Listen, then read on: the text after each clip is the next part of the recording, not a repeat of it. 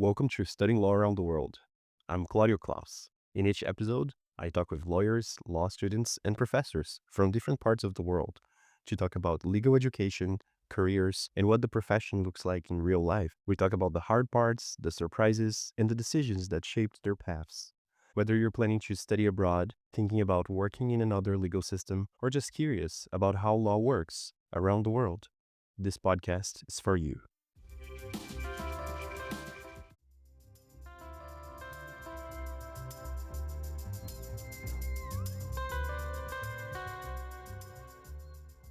This episode is proudly sponsored by The Inner Advocate with Lora McInturf, supporting lawyers and other business leaders around the world to transform important aspects of their work, to realize more impact in their careers, and feel more fulfilled in life. You worked so hard to get this far in the legal profession, but now you're facing a challenge that you cannot ignore. Is this what it all came down to? I don't like some aspects of this career. How do I manage this difficult person or a complex set of circumstances? Should I stay where I am, go somewhere else, or leave the legal profession altogether? And the biggest question, what do I actually want from my career, from my life? Enter Lora McInturf, a former international lawyer turned executive coach who has faced these questions herself, as well as worked with hundreds of lawyers and other business leaders from over 55 countries on the same questions. She helps lawyers like you and me to cut through the confusion and complexity and work through the real challenge. Is it time for a career transition? Is it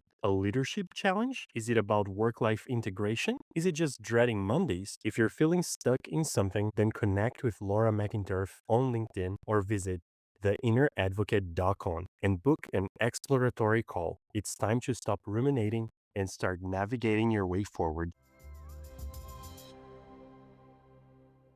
Today, I'm having the honor once again to receive and welcome back Lora McInturf. Thank you so much for making the time to be here with us today, Laura. Thanks for having me again, Claudia. I'm excited, especially about this topic. Absolutely. I'm very excited for today's conversation as well. She's mentored lawyers in over 50 countries. And Laura, for those who are maybe listening to this episode as their first contact with the podcast, could you just do a brief introduction as well? Sure. So, like you said, my name is Lora McInturf, and I'm the founder of The Inner Advocate, and I'm currently an American living in Germany. I'm here. So I'm qualified in the US, in Ohio, and then I also, while I was in Germany, qualified to be a solicitor of England and Wales. I've converted into coaching as my full-time practice. And the reason why that happened is I married someone who took some expat assignments around the world. And I know, Claudia, you and I connected about being in Canada, because that was one of our assignments at one point. But I've also been in China, and we even returned to US for part of the time. But it made it really difficult to practice the law because you can't jump legal jurisdictions that easily. And it was, I think, 4 jurisdictions in 6 years. So I thought, oh my gosh, my legal career is over, which it was in a way, but my career wasn't over. I just shifted into coaching, and I have been doing it ever since. I love it. I work with lawyers, not only lawyers, I work with also executives and other sort of, let's say, rising stars in the corporate world. And I also mentor and supervise other lawyer coaches. So I'm deep into this work, and I do it virtually, and that's why I get to work with so many people around the world. So, if you're a lawyer abroad or thinking about it, there's so many opportunities to sort of straddle many jurisdictions.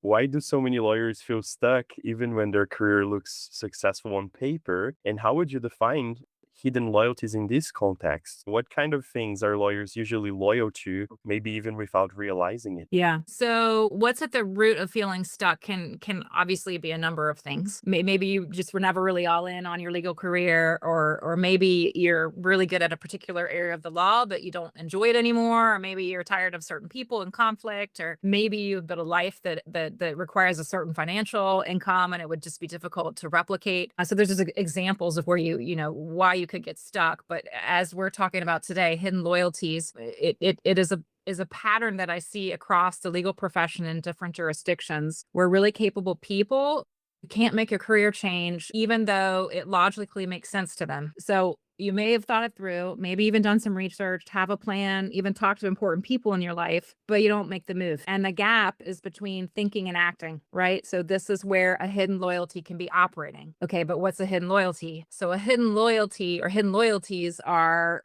unconscious commitments that we keep in our relationships to people, groups, and systems. And these commitments were important to us at some point in the past because they connected us to our survival, to our belonging, a sense of self, maybe even love.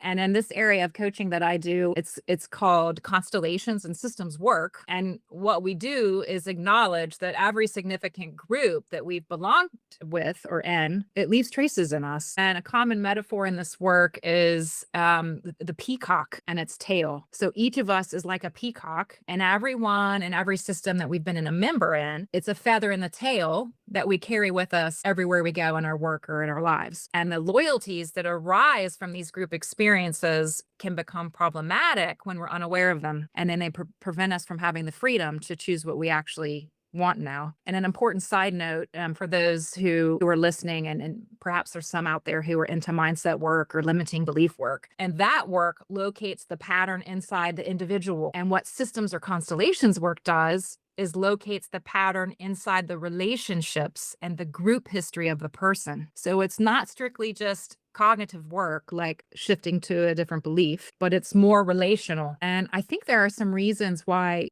lawyers are especially vulnerable to certain hidden loyalties. So the legal profession has developed obviously its own complex system of rules that govern how we belong, how we're required to belong, what's included, what's excluded, the hierarchy, flow of authority, all of those things. And some of the rules are explicit and some aren't, but together they form a kind of coherent, long-standing system that offers sort of order, predictability, and pretty clear conditions for membership. And so for anyone who's been searching for a stable system to belong to, whether or not that search was conscious, the legal profession can fill that void. And another point around this, loyalty and commitment are also explicitly valued in the system of the legal profession. So our education emphasizes duty, obligation, fidelity to our clients, to the law, and to the profession. And for people whose values of loyalty and commitment were already running deep in them, entering into the profession can kind of feel like coming home, and that their values and the professional values then kind of merge. And over time, our professional identity and our personal identity sort of become the same thing. So it's not,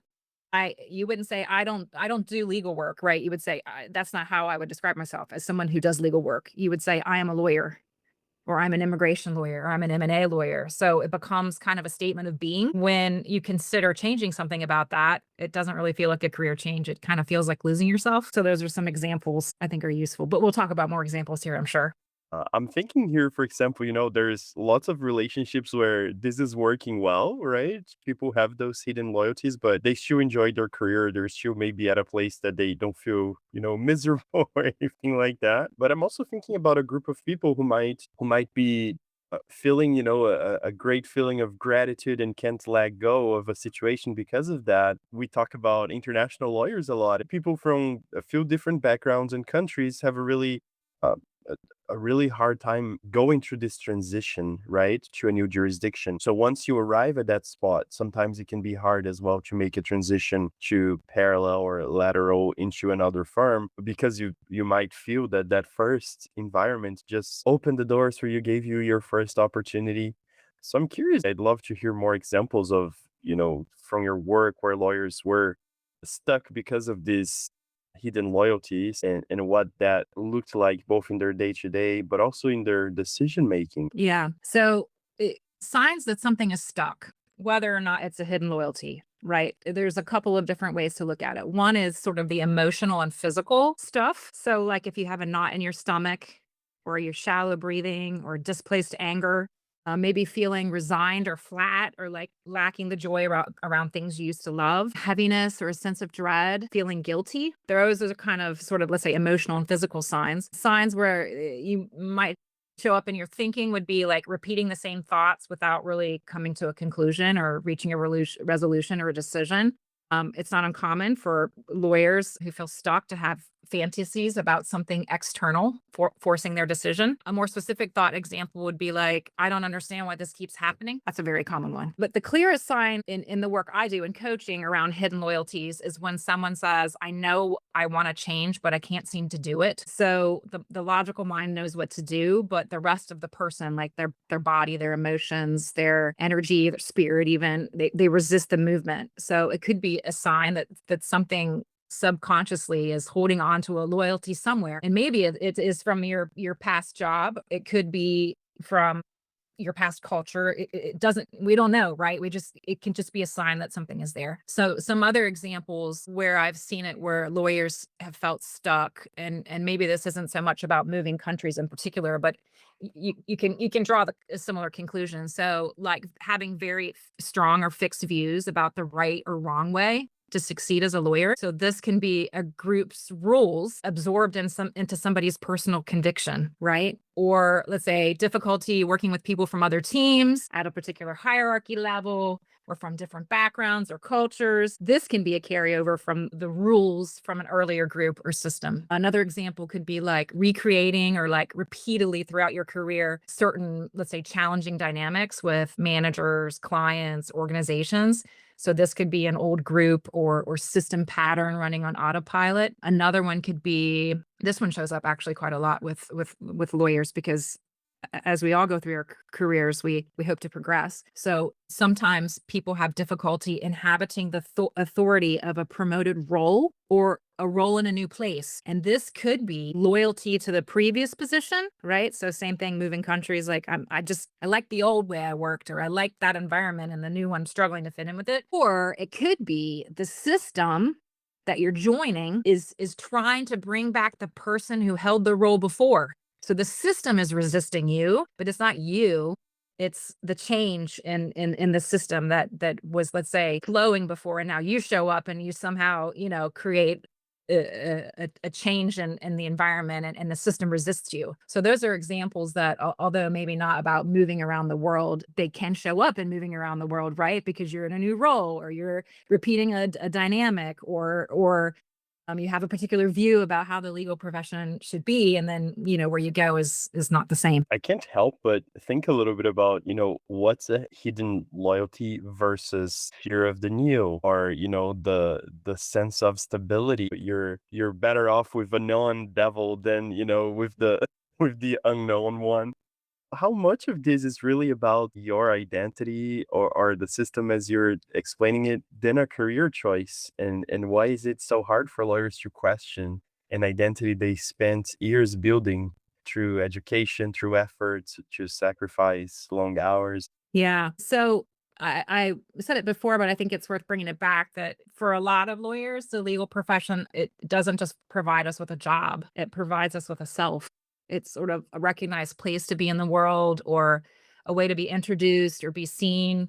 And identity isn't built overnight for anybody. It's kind of conferred through system or systems over the years, and then confirmed by other people in the system, and then it absorbed into you. So it starts to feel foundational. And by the time you question aspects of your career, you might have spent a decade or decades or more not only doing the work and sacrificing for it, but becoming it. And the difficulty, of course, is changing. It's proportionate to what you've invested.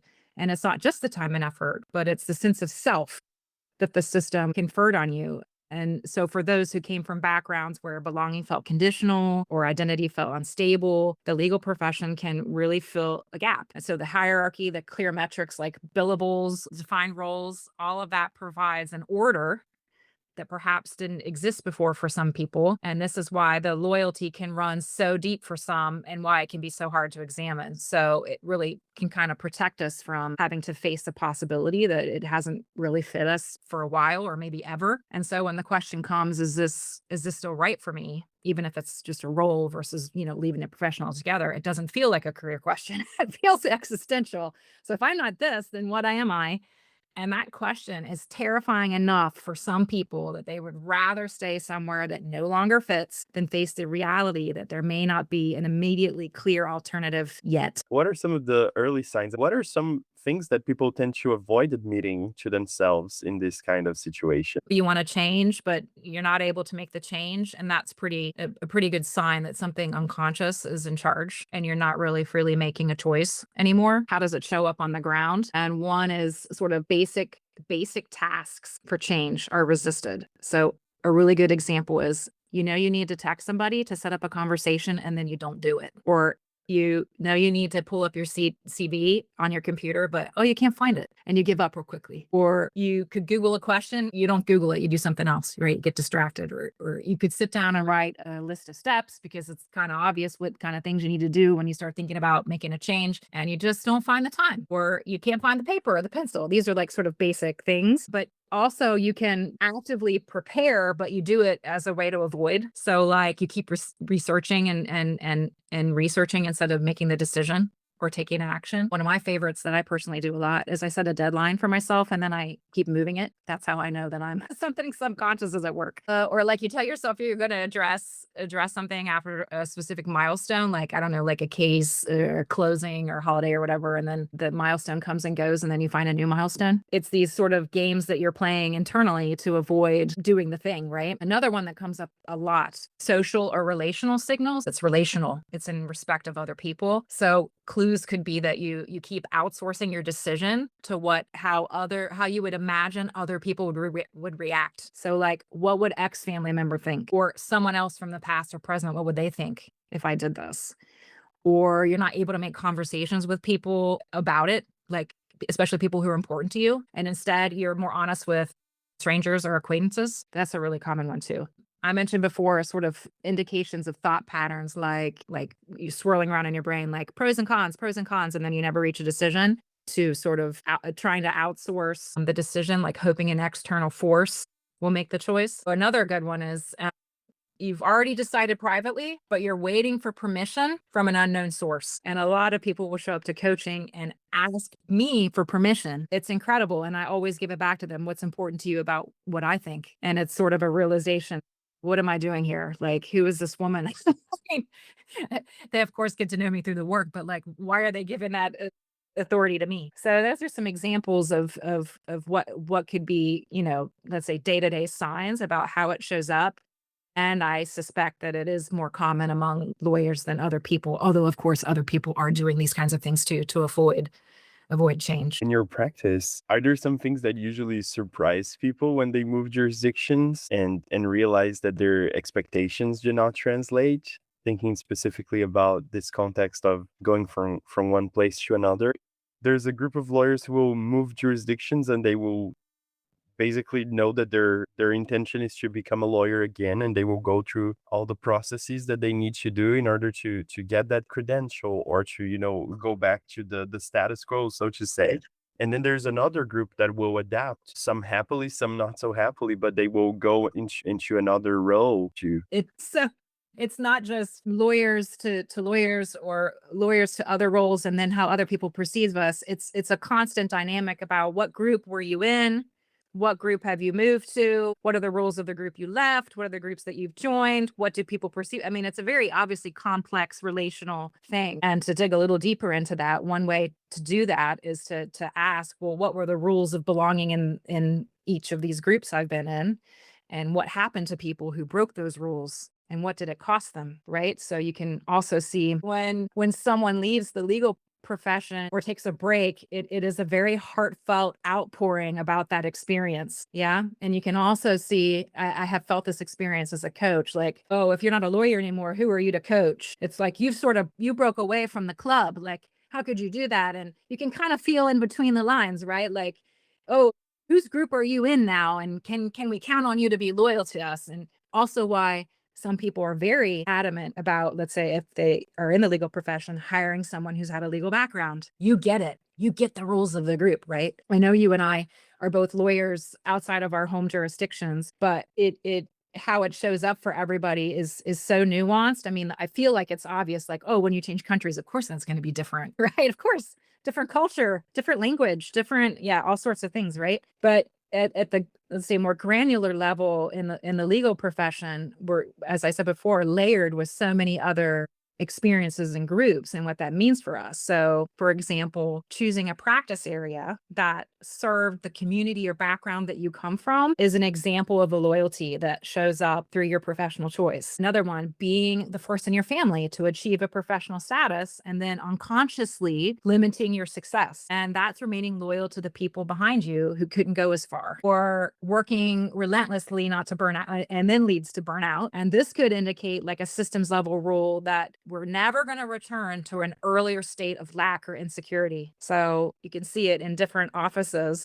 The more people that you are exposed to in the legal profession, different offices have different, let's say, rules about what's required. So, and it stems from sort of the group dynamic that has been built up over years. Another one, always representing the underdog. Yeah, this could be loyalty to family or a cultural narrative. Another one, replicating in professional relationships dynamics from a previous system. So, like extreme deference to authority, not talking about your success. That one shows up a lot on LinkedIn, right? I don't like people who brag. And then there's the people who are to success, right? There's some group rule in there speaking through that person. Avoiding conflict, very typical one. Particular communication patterns. So even I'm showing up today and talking in a certain way, and I have been sort of through groups come to this way of expressing myself, right? And I can even say, because I live in Germany now, some of the patterns of how people communicate and how, they're a little bit more direct here. I have become more direct because it's a sort of a way of belonging in the culture where I am, right? Another one would be becoming a lawyer because it was a family profession. So of course that's loyalty to a family system. And another one that I see a lot of people will excel through formal education, of course, because we're lawyers and that's how we got to where we are. And then struggle when career progression stops following clear steps. So you may have internalized the educational system sort of tick the box approach towards an award without recognizing that the legal profession follows different rules. So I see that a lot in coaching, people showing up and like, I don't understand what happened. Like I was just doing my job and I didn't get the promotion or I didn't whatever, right? And then it's like, well, yeah, unlike in school where you do the task and you get the A or the 1 in your career, it's not like that. It's a different formula or set of rules. When you move across jurisdictions, of course, the rules that you've internalized from whatever groups, but in particular legal profession about hierarchy, measures of success and belonging, whatever, they just really may not transfer. And so, for example, when I moved from the US to a law firm in Germany, I was confronted with this point. Of course, it's obvious, different country, different culture. But some of what I assumed about what was universal legal profession truths, they turned out to be local system logic about practicing the law. And that was very frustrating for me. And I wasn't working with a coach. But as a coach now, what I would say is when the invisible becomes visible like that, it really creates a rare opportunity in your career to choose consciously how you're going to be as a lawyer, obviously, given what the new system is asking and what can you say, let's say, grow beyond from the old rules. You don't have to move around the world to have this experience, of course, and it can happen wherever you make a change and just to notice for yourself, if you change teams, you change employers, whatever you do, it's just noticing, okay, I'm in a new system and there are probably different rules at play here. And the discomfort you feel, it might not be that you just don't have language for it yet. Like they do things differently here, but I thought that's not how that was supposed to be done. And to just stay with that because yeah, it's just adopting to a new system. I'm picturing somebody who's a listener here and who might be, driving to work right now and they're like, wow, I've been meaning to make a change. I just heard Laura right now. My head, is kind of reliving all these experiences that we're naming here. Once you realize that there is a lot of hidden loyalties that might be keeping you from making a change that you genuinely wanted or to explore a passion within or without the profession, maybe what does the first step might look like? How can someone begin to maybe loosen that loyalty without feel like they're losing themselves? So the hint is that you want to make a change, but you don't understand why you're not doing it yet. And so there's two questions that I would suggest you ask yourself. One is, who could be disappointed if I made the change I'm considering? And the second one is, what does staying where I am say about who I believe myself to be? And there are going to be a lot of people who I hope think about these questions, but they're like, I still don't feel ready to change. And The challenge that I give here is just to name one hidden loyalty that might be operating in your career. Just one. Write it down. Don't judge it. Don't try to solve it. It's just see it. And then try saying out loud something like, I might be loyal to something here that no longer fits who I am or what I want to be doing. And I don't know how to move through that yet. So a big part of this is just to see it and just to acknowledge that this isn't easy. Your loyalties have contributed to who you are. That's a beautiful thing, right? Acknowledge those people, those groups, those systems from the past. And once you can see who and what you're loyal to,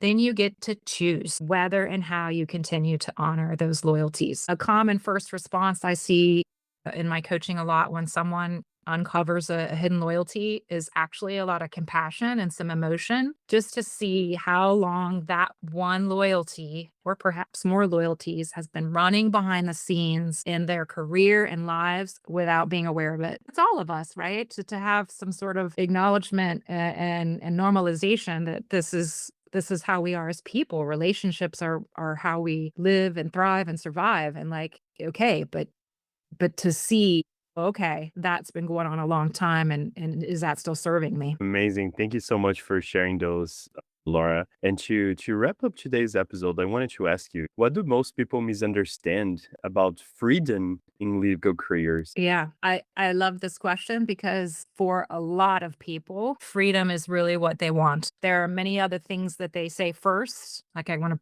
to progress in my career, I want to make more money, and then it ultimately comes to, and what does all that give you? Well, I want to feel more free or I want to feel at peace generally. I get the sense that people believe that when we talk about feeling more free in our careers, that we're going to always be feeling calm or always be feeling peaceful. And freedom can include those things, but freedom also includes facing things that are difficult, such as feeling guilty as you expand beyond a loyalty that you've held for a long time, or maybe grieving that version of yourself that a system seemed to assign you. So feeling stuck may be a sign that you're loyal and deeply and powerfully loyal to important people and relationships, groups and systems. And they formed you along the way. And loyalties and belonging are really like at the core of being human. And freedom is not the absence of these things. Freedom here is about the ability to choose which loyalties do you keep and which do you respectfully expand beyond.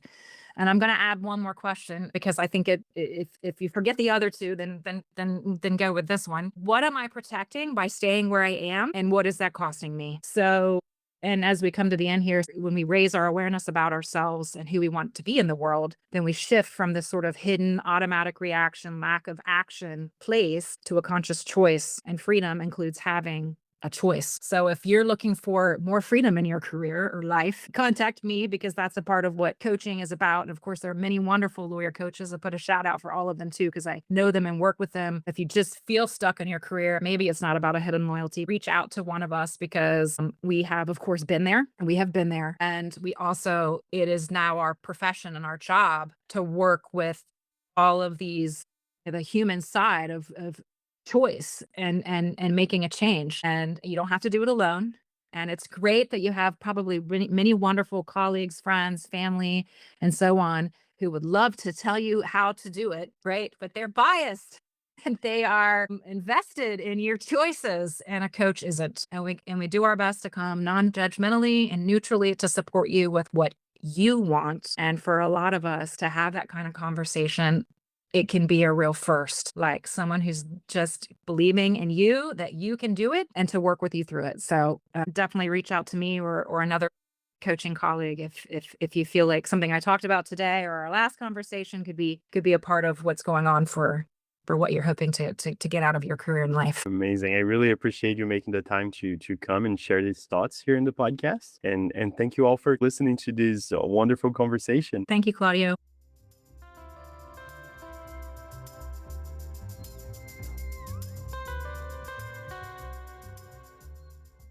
This episode is proudly sponsored by The Inner Advocate with Lora McInturf, supporting lawyers and other business leaders around the world to transform important aspects of their work, to realize more impact in their careers, and feel more fulfilled in life. You worked so hard to get this far in the legal profession, but now you're facing a challenge that you cannot ignore. Is this what it all came down to? I don't like some aspects of this career. How do I manage this difficult person? or a complex set of circumstances. Should I stay where I am, go somewhere else, or leave the legal profession altogether? And the biggest question, what do I actually want from my career, from my life? Enter Lora McInturf, a former international lawyer turned executive coach who has faced these questions herself, as well as worked with hundreds of lawyers and other business leaders from over 55 countries on the same questions. She helps lawyers like you and me to cut through the confusion and complexity and work through the real challenge. Is it time for a career transition? Is it a leadership challenge? Is it about work-life integration? Is it just dreading Mondays? If you're feeling stuck in something, then connect with Lora McInturf on LinkedIn or visit theinneradvocate.com and book an exploratory call. It's time to stop ruminating and start navigating your way forward.